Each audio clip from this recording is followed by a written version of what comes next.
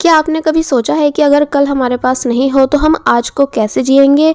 A little red flower एक ऐसी movie है जो हम सभी को जिंदा रहने की वजह सिखाती है। बीमारी से लड़ते हुए दो लोग, दो अलग सोच और एक क्यूट सी लव स्टोरी। तो चलिए बिना देरी के इस मूवी की एक्सप्लेनेशन को स्टार्ट करते हैं।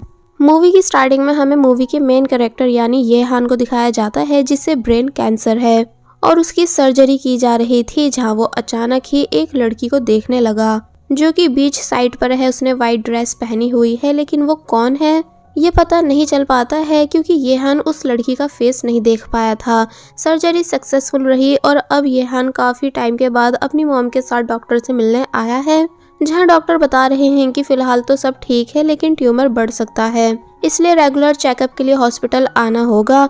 येहान को ये बात अच्छी नहीं लगती, इसलिए वो बाहर आ गया क्योंकि वो इस तरह जीना नहीं चाहता है जिसमें पता नहीं है कि कब मौत आ जाए। कि तभी उसे एक छोटी बच्ची दिखी जिसे भी कैंसर था। वो अपने फादर के साथ थी और फादर के साथ काफी खुश भी थी, लेकिन येहान को उस बच्ची के लिए बहुत ही बुरा लगता है कि कैसे इस बच्ची को अभी दुनिया की समझ भी नहीं और गॉड ने इतनी सी बच्ची को इतनी बड़ी बीमारी दे रखी है। इसलिए येहान के दिल में गॉड को लेकर और नफरत बढ़ने लग जाती है। दूसरी तरफ येहान की मॉम डॉक्टर को बता रही हैं कि कैसे जब से येहान को कैंसर हुआ है उसने लोगों से मिलना जुलना खत्म कर दिया है। वो पूरे दिन बस अपने रूम में अकेला रहता है, किसी से बात नहीं करता है, यहाँ तक कि उसने स्कूल जाना भी छोड़ दिया है और अपने पुराने दोस्तों से बात भी नहीं करता है। तो तब डॉक्टर समझाने लगे कि येहान को ऐसा नहीं करना चाहिए, लोगों से मिलना चाहिए, तभी उसकी तबीयत थोड़ी ठीक हो सकेगी।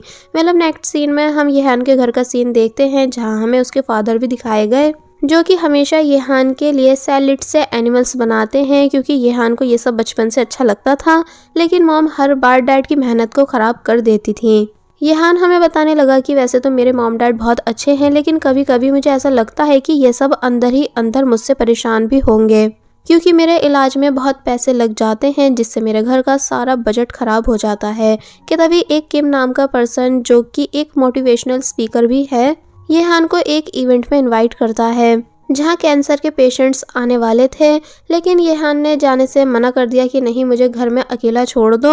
लेकिन जब येहान के पेरेंट्स ने येहान को समझाया कि तुम्हें जाना चाहिए, तो तब येहान माना।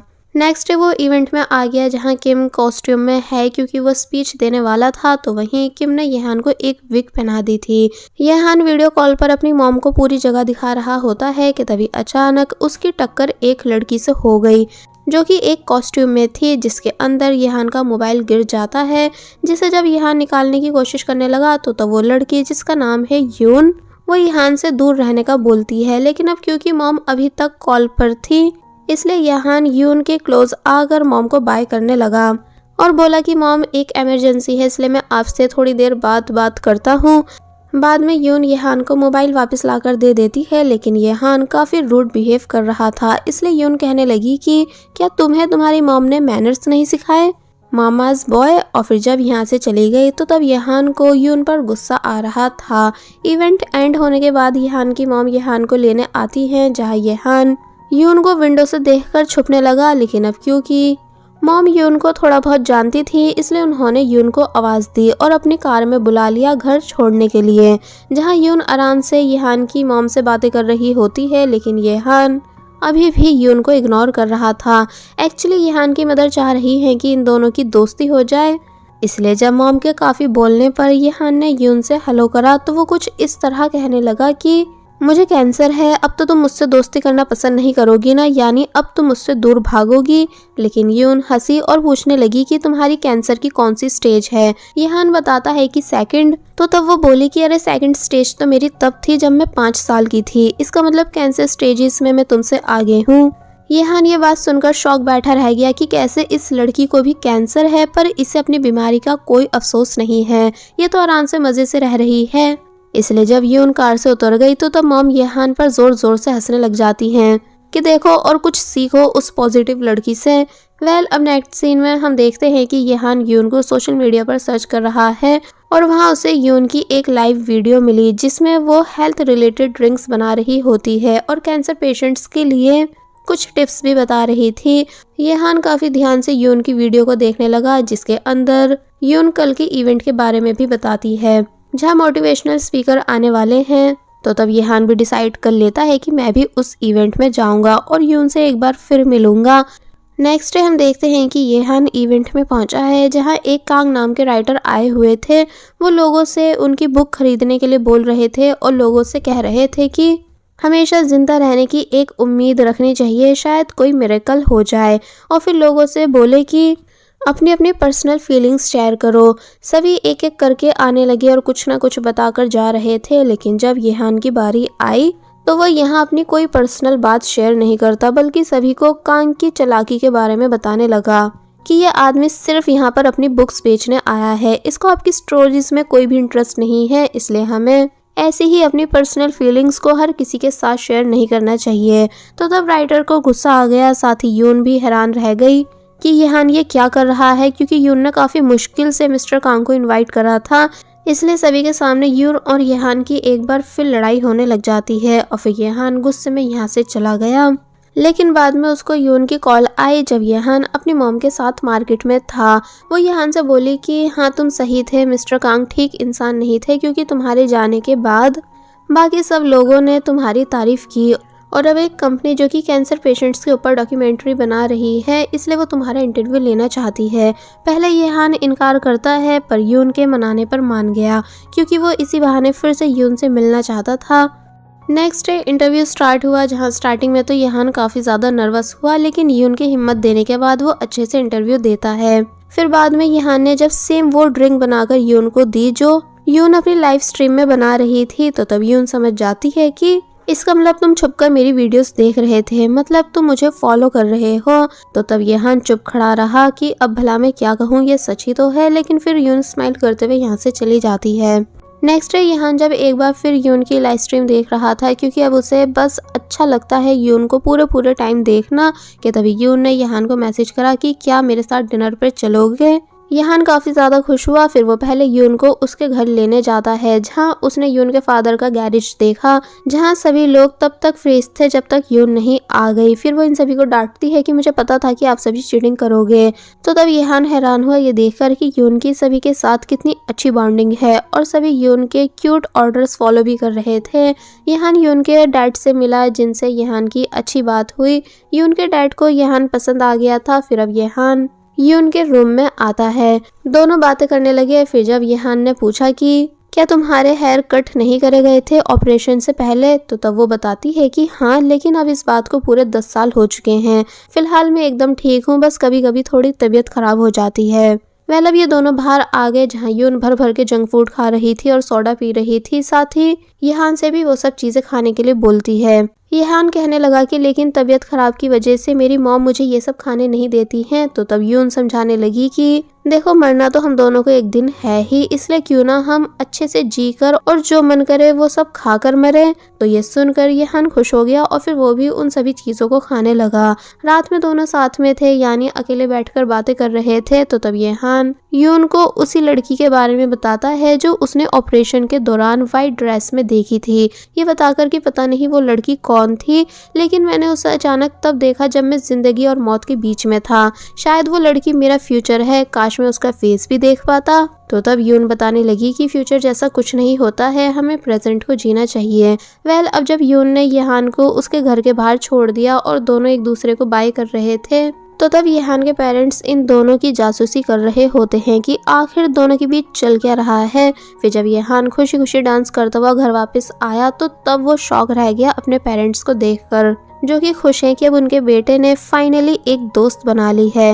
वेल नेक्स्ट डे ब्रेकफास्ट के टाइम येहान को यून के मैसेज का वेट होता है, और जब जैसे यून का मैसेज आया जो कि आज येहान को किसी से मिलवाना चाहती है, तो उसे देखकर येहान इतनी स्पीड से घर से गया जैसे कोई रॉकेट हो।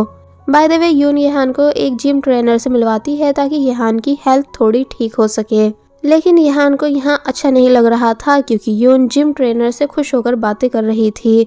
दोनों एक दूसरे का नंबर भी एक्सचेंज कर लेते हैं। येहान बताने लगा कि वो दुनिया घूमना चाहता था। तो तब जिम ट्रेनर बोला कि तुम ऐसा कभी नहीं कर पाते, क्योंकि देखो तो तुम कितने ज्यादा वीक हो। येहान को गुस्सा आया और वो जिम ट्रेनर को अपनी पावर दिखाने लगा, लेकिन वो कुछ भी नहीं कर पाया। और जब गुस्से में यहाँ से जाने लगा, तो तब यून येहान को रोकने की कोशिश कर रही थी और डांटती भी है कि तुम एटीट्यूड क्यों दिखा रहे हो। तो तब येहान यून से बोला कि मुझे लगा था कि तुम सिर्फ मुझे मैसेज करती हो, लेकिन तुम तो हर किसी का नंबर अपने पास रखती हो, फिर तो तुम उन सभी को कॉल्स भी करती होंगी, है ना। यून को ऑफ कोर्स काफ़ी बुरा लगता है यहान की ये सभी बातें सुनकर, इसलिए वो गुस्से में यहाँ से चली जाती है। काफ़ी दिन तक दोनों के बीच बात नहीं हुई और यहान फिर से पुराने वाला यहान बन चुका था। बस पूरे पूरे दिन घर में रहना, किसी से कोई बात नहीं करना। लेकिन जब एक दिन अचानक यून यहान को मैसेज करती है तो उसे देखकर वो एक बार फिर रॉकेट की तरह यहाँ से गायब हो जाता है। एक्चुअली यून यहान को एक ऐसी जगह लाई है जहाँ वो हर एक एडवेंचर को फील कर सकते हैं, बिना कहीं दूर जाए, सब कुछ एक जगह पर। यहान को काफ़ी मज़ा आता है। फिर दोनों ने आइसलैंड एडवेंचर भी फील करा एंड बीच को भी फील करने के लिए सारी अरेंजमेंट्स अपने गैरेज में ही करा ली और माउंटेन्स को भी फील करा। यानी दोनों काफ़ी लंबी स्टेट्स पर चढ़े। फिर ये दोनों रेत में लेट जाते हैं जहाँ वो डेजर्ट को एक्सपीरियंस करते हैं। फिर पानी में आकर खेलने लगे, यानी कि दोनों साथ में बहुत ही खुश थे और एक दूसरे के साथ हर उस एक एडवेंचर को फील कर रहे थे जो वो एक्सपीरियंस करना चाहते थे। फिर वो एक जगह बैठ गए जहाँ काफ़ी सारे ओल्ड कपल एक दूसरे के साथ डांस कर रहे थे। यून ने अचानक येहान को खींच लिया और फिर वो दोनों भी डांस करने लगे। येहान पहली बार इतनी खुशी से डांस कर रहा था, उसके दिल की धड़कन भी तेज हो रही थी। वो सोच रहा है कि मैं ऐसे ही तो जीना चाहता था पर कभी जी नहीं पाता था, लेकिन अब यून की वजह से मैं ये सब कर पा रहा हूँ। यानी एक तरह से यून को बिल्कुल आइडिया नहीं है कि वो मेरे लिए कितनी स्पेशल बन चुकी है, क्योंकि मैं उसे हद से ज़्यादा लाइक करने लगा हूँ। अब नेक्स्ट सीन में हम देखते हैं कि दोनों रेस्टोरेंट में हैं जहाँ दोनों खाना खा रहे थे कि तभी येहान को एक पोस्टर दिखा और पोस्टर में वही जगह थी जो उसने अपने सपनों में देखी थी। इसलिए जब यून उस पोस्टर को रेस्टोरेंट के ऑनर को दिखाती है और उस जगह के बारे में पूछ रही थी तो तब वो अंकल कुछ बता ही नहीं पाए कि तभी इसी वक्त येहान की तबीयत बिगड़ने लगी। उसके हैंड शेक हो रहे थे और पूरी बॉडी वाइब्रेट हो रही थी। येहान को तुरंत हॉस्पिटल लाया गया जहां डॉक्टर चेकअप करने के बाद बताते हैं कि येहान का कैंसर बढ़ रहा है। बाकी फाइनल रिपोर्ट्स अभी आई नहीं है। तो तभी इस बात को जानकर येहान के पेरेंट्स काफ़ी ज़्यादा उदास हो गए। सीन कट हुआ और अब हमें येहान को उसकी ग्रैंड मदर की बर्थडे पार्टी में दिखाया गया जहां येहान के सभी फैमिली मेंबर्स मौजूद थे, जिन सभी ने येहान को किसी बहाने से बाहर भेजकर काफ़ी देर तक डिस्कशन करा और फिर ये सभी डिसाइड कर लेते हैं कि वो सभी येहान के ऑपरेशन के लिए मिलकर पैसे देंगे और अगर पैसे कम पड़े तो विलेज में जो उनकी ज़मीन है उसे बेच देंगे। येहान के फादर इमोशनल होकर रोना शुरू कर देते हैं तो वहीं येहान भी फैमिली सपोर्ट को देखकर इमोशनल हो चुका था, इसलिए वो सभी के सामने आया और काफ़ी रिस्पेक्ट के साथ सभी को थैंक्स करने लगा। अब हमें यून दिखाई गई जो कि येहान के घर के बाहर येहान के वापस घर आने का वेट कर रही थी। एक्चुअली येहान उस दिन रेस्टोरेंट में बेहोश होने के बाद से यून से मिला नहीं था, ना ही यून की कॉल और मैसेजेस का आंसर दे रहा था। इसलिए यून पूछती है कि आखिर तुम ऐसा क्यों कर रहे हो, क्या हम दोस्त नहीं हैं। तो तब येहान ने एक बार फिर यून के साथ रूड बिहेव करा कि आखिर तुम क्यों परेशान होती हो मेरे लिए, मैं लगता ही कौन हूँ तुम्हारा, और भी पता नहीं क्या क्या बोल देता है। तो तब यून का दिल टूट गया और वो चुपचाप यहाँ से चली गई। येहान को बाद में पछतावा हुआ कि मुझे यून से ऐसे बात नहीं करनी चाहिए थी, और जब उसने मोबाइल देखा तो वो हैरान रह गया क्योंकि यून ने अब येहान को सब जगह से ब्लॉक कर दिया था कि जैसे वो येहान की लाइफ से गायब हो गई हो। येहान काफी ज्यादा परेशान हो जाता है, जैसे उसने जीते जी अपने जीने की वजह को खो दिया हो। इसलिए उसी जगह आकर फर्स्ट टाइम काफी ज्यादा ड्रिंक करने लगा जहाँ वो यून के साथ आया था। फिर यून के घर के बाहर आकर जोर जोर से डोर नॉक करने लगता है और पागलों की तरह बिहेव कर रहा था। यून बाहर आई और येहान से यहाँ से जाने का कहती है क्योंकि काफी तेज बारिश हो रही थी, लेकिन वो गया नहीं और बोला कि पहले मुझे अनब्लॉक करो और प्लीज मुझे माफ कर दो, क्योंकि क्या तुम्हें पता नहीं है कि तुम वो इंसान हो जिसने मुझे नॉर्मल फील कराया है जब मैं अपनी परेशानी से इतना परेशान था कि अपने आप को बोझ समझ रहा था, लेकिन तुम्हारी वजह से मैं खुद को जिंदा महसूस कर पाता हूँ। यून शांत होकर कहती है कि ऐसी बात नहीं है कि सिर्फ कैंसर पेशेंट्स ही अपनी जिंदगी से परेशान होते हैं, बल्कि परेशानियां तो हर एक इंसान के साथ होती हैं। फिर वो येहान को बाहर लाकर एक ग्रैंड मदर दिखाती है जो कि बहुत सालों से अपने ग्रैंडसन के वापस आने का इंतजार कर रही हैं, जो कि खो चुका है। फिर यून एक डिलीवरी मैन को दिखाती है जो कि बोल और सुन नहीं सकते हैं, लेकिन तब भी जिंदगी जीने के लिए जॉब करते हैं। मैसेजेस पर लिख लिख के अपनी बात बताकर और हर रोज काफी सारी प्रॉब्लम्स फेस करते हैं। और फिर येहान से बोली कि क्या ये सभी दुखों से नहीं गुजर रहे हैं लेकिन तब भी जी रहे हैं ना, तो फिर तुम क्यों एकदम हार मान जाते हो और अकेले और लोगों से दूर रहने क्यों लगते हो। येहान को यून की बात समझ आ रही थी। फिर वो यून को डायरेक्ट बता देता है कि मैं तुम्हें पसंद करता हूँ, वो भी बहुत ही ज्यादा। यून हैरान हुई और हैरानी से येहान को देखने लगी। तो वहीं येहान को लगा कि यून उसे यस नहीं करेगी, लेकिन यून डायरेक्ट येहान को हक कर लेती है क्योंकि वो भी येहान को पसंद करने लगी थी। दोनों ऐसे ही बहुत देर तक एक दूसरे को हक करते रहे। फिर तभी सीन कट हुआ और दिखाया गया कि यून और येहान गैरेज में है, जहां येहान के पेरेंट्स येहान को लेने आए हैं। फिर यून के फादर ने येहान के पेरेंट्स को बताया कि मैं किसी काम से हॉस्पिटल गया हुआ था और जब वापस आया तो मुझे लेट नाइट मेरे घर के बाहर 2 जवान लोग एक दूसरे से चिपके हुए दिखे।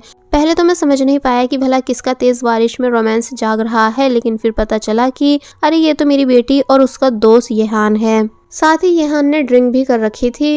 येहान के पेरेंट्स येहान को इस बात के लिए काफी ज्यादा डांटते हैं और बोले कि भला तुम ड्रिंक कैसे कर सकते हो, लेकिन फिर तभी दोनों शांत भी हो गए और यून के फादर के साथ पूरे गैरेज को देखने लगते हैं। यानी किसी को भी इन दोनों के रिलेशनशिप से प्रॉब्लम नहीं है। फिर यून येहान के हाथ पर रेड स्केच से एक फ्लावर ड्रॉ करती है, ये बताकर कि जब मैं छोटी थी और हॉस्पिटल में थी तो वहाँ की नर्स सभी कैंसर पेशेंट्स के हाथ पर फ्लावर ड्रॉ करती थी जब भी कोई पेशेंट हिम्मत या प्यार का काम करता था। अब नेक्स्ट मॉर्निंग यून येहान को कॉल करके बताती है कि तुम जिस लेक के बारे में बात कर रहे थे, यानी जिस लेक को तुम हमेशा अपने ड्रीम में देखते हो, उस जगह के बारे में मैंने पता लगा लिया है। लेकिन येहान अभी भी उदास है क्योंकि उस जगह पर जाने के लिए उसके पास पैसे नहीं और पेरेंट्स से वो मांग नहीं सकता है। तो तब यून कहती है कि तो क्या हुआ, तुम खुद कमाओ और खुद वहां जाओ। फिर दिखाया गया कि दोनों कैसे ऑनलाइन अपने सामान को सेल कर रहे हैं ताकि लेक वाली प्लेस पर जा सके। यहाँ येहान अपने फादर को भी देखता है जो कि अपने बॉस के साथ थे। तो तब येहान को रियलाइज हुआ कि उसके फादर कितना ज्यादा हार्ड वर्क करते हैं, इसलिए नेक्स्ट सीन में वो अपने फादर के घर आने से पहले नूडल्स रेडी कर देता है, जबकि पहले वो किचन का कोई भी काम नहीं करता था। इसलिए येहान की मॉम भी ये सब देखकर शॉक रह गई। फिर वो डिनर के टाइम अपने पेरेंट्स से बात करता है कि मैं लेक देखने जाना चाहता हूँ, वो भी यून के साथ, पर वो लेक यहाँ से बहुत दूर है। तो तब पेरेंट्स ने साफ मना कर दिया कि नहीं, तुम कहीं नहीं जाओगे, तुम्हारा टाइम से दवाई लेना जरूरी है, हम तुमको इतनी दूर नहीं भेज सकते। तो तब येहान को गुस्सा आ जाता है और उसकी अपने पेरेंट्स से लड़ाई होने लगी क्योंकि येहान के अकॉर्डिंग येहान के पेरेंट्स येहान पर कुछ ज्यादा ही पाबंदी लगाकर रखते हैं, जबकि अब वो बड़ा हो चुका है। लड़ाई इतनी ज्यादा बढ़ जाती है कि आज पहली बार येहान के फादर ने येहान पर हाथ भी उठा दिया, जिस वजह से येहान को और ज्यादा बुरा लगा और वो अंकल किम के पास आ गया, जिनसे वो पूरी बात शेयर करता है और घर जाने से मना कर रहा था। तो तब अंकल किम समझाते हैं कि तुम्हारे पेरेंट्स सिर्फ तुम्हारी फिक्र करते हैं, इसलिए वो तुम्हें दूर जाने के लिए मना कर रहे हैं। येहान को रियलाइज होने लगा कि हाँ, पेरेंट्स की गलती नहीं है, इस टाइम मेरी ही कंडीशन ठीक नहीं। पर फिर तभी येहान के फादर भी येहान को लेने आ गए और सॉरी फील कर रहे थे हाथ उठाने के लिए। येहान भी अपने फादर को सॉरी कर देता है। तो कुछ इस तरह दोनों के बीच सब ठीक हो गया। अब कुछ दिन बाद डॉक्टर से इन सभी को गुड न्यूज मिलती है कि येहान की रिपोर्ट्स पॉजिटिव आई हैं, इसलिए वो सिटी से बाहर जा सकता है। तो तब ये बात सुनकर येहान काफी ज्यादा खुश हुआ। फिर बस होना क्या था, यून और येहान सफर पर निकल गए, जहां दोनों ही काफी खुश थे क्योंकि अब फाइनली येहान उस लेक को देख पाएगा जिसे वो ड्रीम में देख रहा था। फिर जब रात हुई और दोनों सोने वाले थे तो तब यून येहान से कहती है कि क्या तुम्हें नहीं लगता कि वो लड़की मैं हूँ जिसको तुमने अपने ड्रीम में देखा था। येहान बोलता है कि नहीं, ऐसा होना पॉसिबल नहीं है क्योंकि हमारे मिलने से पहले मैंने उस लड़की को देखा था। तो तब यून बोली, लेकिन अब वो ड्रीम तुम्हारा पूरा होने वाला है, यानी तुम लेक को रियल में देखने वाले हो और तुम्हारे साथ और कोई नहीं बल्कि मैं जा रही हूँ। फिर वो येहान को पैरेलल वर्ल्ड के बारे में बताने लगती है, जो कि सेम हमारी जैसी दुनिया है, यानी जो लोग यहाँ खुश नहीं हैं और बीमार हैं, लेकिन पैरेलल वर्ल्ड में सब अपोजिट है, वहाँ सब खुश होते हैं और हेल्दी होते हैं। येहान यून की बातों पर बिलीव नहीं करता है। फिर तभी सुबह हो गई, जहाँ जब यून अपनी जगह पर नहीं थी तो तब येहान परेशान होने लगा, पर जब उसको यून सामने से आती दिखी तो तब वो खुश हो जाता है। यून स्माइल करते हुए आगे बढ़ ही रही थी, लेकिन अचानक यून को कुछ होने लगा, यानी यून की तबीयत बिल्कुल ठीक नहीं है, इसलिए वो तभी नीचे गिरकर बेहोश हो जाती है। येहान घबरा जाता है और समझ नहीं पाता है कि अब क्या करना चाहिए, क्योंकि ये दोनों अपने घर से ऑलरेडी काफी दूर आ चुके थे। मगर फिर ट्रेन रुकवाई गई और यून को वापस लाया गया, जहाँ अब पेरेंट्स भी आ चुके थे। एंड यून को हॉस्पिटल लेकर जाया जाता है। काफी देर बाद जब यहान यून से मिला तो पता चला कि यून को पता था कि उसकी तबीयत ठीक नहीं है, पर वो तभी यहान के साथ इतनी दूर लेक देखने जा रही थी सिर्फ यहान की खुशी के लिए। साथ ही अब वो काफी कमजोर भी हो चुकी है, इसलिए रो रही थी कि अब शायद मैं तुम्हारे साथ वो लेक देखने नहीं जा पाऊंगी। यहान यून को हिम्मत देता है तो तब वो यहान से कहती है कि प्लीज अब मुझसे फिर दोबारा मिलने मत आना, क्योंकि कल मेरे बाल काट दिए जाएंगे और मैं ऐसी हालत में तुम्हारे सामने नहीं आना चाहती हूँ।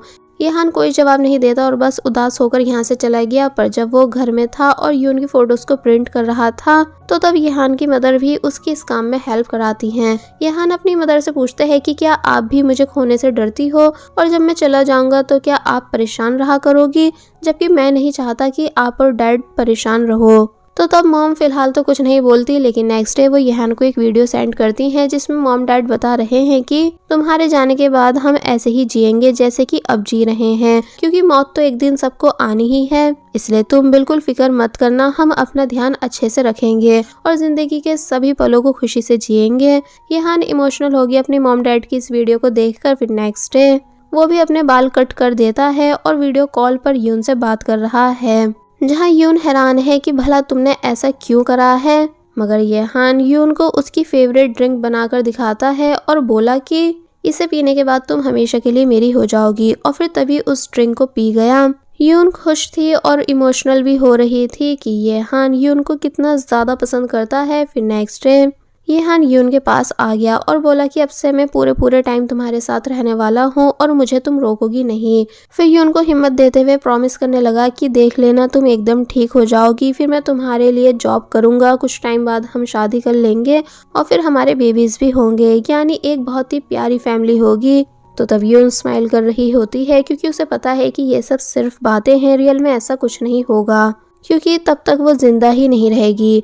यून यहान से अभी इस टाइम बाहर चलने का बोलती है। फिर दोनों रेलवे ट्रैक पर आकर लेट गए। दोनों काफी देर तक बातें करते रहे कि कैसे कैसे दोनों फ्यूचर में साथ में जीना चाहते थे, लेकिन ऐसा हो नहीं पाएगा। पर खुशी इस बात की है कि दोनों ने साथ में अच्छा टाइम स्पेंड करा है और काफी सारी यादें बना ली हैं। दोनों फिर अब वापस आ जाते हैं, लेकिन अचानक यून की तबीयत बिगड़ जाती है और यहान को खींचकर रूम से बाहर कर दिया गया, क्योंकि ये यून का एंड था। और फिर बताया गया कि उस दिन के बाद यून हमेशा के लिए दुनिया छोड़कर चली गई, यानी कि यून की डेथ हो गई। जिस बात को एक्सेप्ट करना यहान के लिए बहुत ही मुश्किल था। वो कुछ दिन बाद यून के फादर से मिलने आया और उन सभी फोटोज को फादर को दे देता है जो यून ने देने के लिए कहा था। फिर वो यहाँ फादर को थोड़ा खुश करने की भी कोशिश कर रहा था, जबकि पहले यहान को किसी से भी बात करना पसंद नहीं था। फिर वो यून के रूम में आकर यून को मिस करते हुए रोने लग जाता है। अब हम 1 साल के बाद का सीन देखते हैं, जहाँ अब यहान स्टडी भी करने लगा है, क्योंकि यून ने यहान को काफी चेंज कर दिया था, इसलिए अब यहान ने घर में रहना भी छोड़ दिया था। फिलहाल उसकी तबीयत ठीक है, लेकिन कब तक ठीक रहेगी ये कहना मुश्किल है, इसलिए यहान मरने के इंतजार को छोड़कर आगे बढ़ने की कोशिश कर रहा है और जिंदगी के हर दिन को जी रहा है। फिर वो सफर पर निकल गया और फाइनली उस जगह आ गया जहाँ वो यून के साथ नहीं आ पाया था, यानी उसकी ड्रीम वाली लेक पर। वो पूरी जगह को देख ही रहा था कि तभी अचानक उसे फिर से वाइट ड्रेस वाली लड़की नजर आने लगी, जो कि और कोई नहीं बल्कि यून होती है। और फिर तभी वो खुद को भी वहां पर देखता है और हैरान होने लगा, यानी अब वो समझ पा रहा है कि यून सच कह रही थी कि सच में पैरेलल वर्ल्ड होता है जहां हमारी जिंदगी अपोजिट होती है। इसलिए वो खुश हुआ ये जानकर कि वो एक दूसरी दुनिया में यून के साथ खुश है। फिर तभी वो उस बच्ची को भी देखता है जिसे उसने मूवी की स्टार्टिंग में देखा था, जिसे भी कैंसर था और उसकी डेथ हो गई थी, लेकिन इस दूसरी दुनिया में वो अपने फादर के साथ खुश है। फिर उसने उन ग्रैंड मदर को भी देखा जिन्होंने अपने ग्रैंडसन को खो दिया था, लेकिन यहाँ उनके पास उनका ग्रैंडसन होता है। फिर वो उस डिलीवरी मैन को भी देखता है जो बोल और सुन नहीं सकता था, पर इस दुनिया में वो भी काफी ज्यादा खुश था। यहाँ जब थोड़ी और आगे आया तो उसने काफी सारी शिप्स देखी जिन सभी पर रेड फ्लावर बने हुए थे। यहाँ यून को याद करते हुए खुश होने लगता है और बस फिर इसी सीन के साथ ये मूवी यहीं पर एंड हो जाती है। सो ये मूवी हमें ये सिखाती है कि जिंदगी छोटी है, इसलिए हर रिश्ते को पूरी तरह निभाओ, हर सपने को पूरा करने की कोशिश करो और हमेशा एक दूसरे को जीने की राह दिखाते रहो। कभी किसी का दिल मत दुखाना, सिर्फ प्यार बांटो। मिलते हैं नेक्स्ट अमेजिंग लव स्टोरी के साथ, तब तक के लिए bye bye and thank you so much. There was a time when you had me fall into the